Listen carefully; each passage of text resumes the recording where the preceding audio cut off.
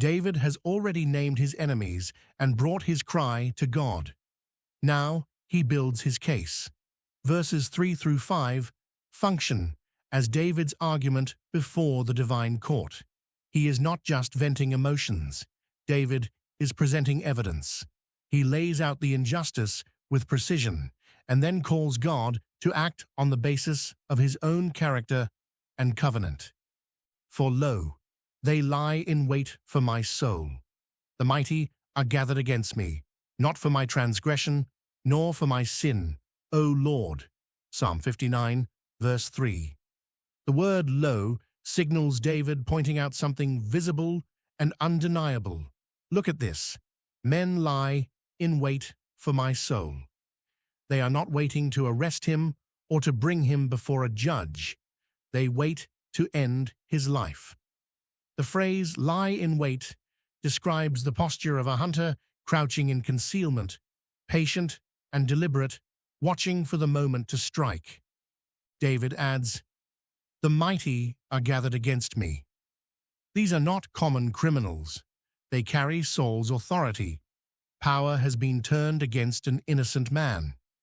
The machinery of the state operates against David, and David has no court of appeal on earth. Then comes the crucial line, "Not for my transgression, nor for my sin." David declares his innocence before God. This is not arrogance. It is the specific claim that the persecution he faces has no legitimate cause. He has not wronged Saul. He has not committed a crime that warrants death. The men outside his house are there because of Saul's jealousy, not David's guilt. David states this before God because the justice of his prayer depends on it. He is not asking God to rescue him from consequences he earned. He asks God to intervene where injustice operates without restraint. They run and prepare themselves without my fault. Awake to help me, and behold. Psalm 59, verse 4. David continues to press the point of his innocence. They prepare themselves, organizing their ambush, taking their positions in the dark. All of this activity, all this preparation, happens without my fault. David did not provoke it. He did not start it. He did not deserve it. The phrase, "Awake to help me, and behold," is a bold petition. David calls on God to rouse himself to action. This is not a suggestion that God is sleeping. It is the language of urgent appeal, the same language used in Psalm 44, verse 23, where the sons of Korah cry, "Awake, why sleepest thou, O Lord?" David is pressing God to look at what is happening and respond.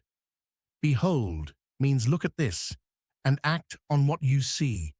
This verse carries the weight of a man who has exhausted every human option and now presses his case for God's attention and justice.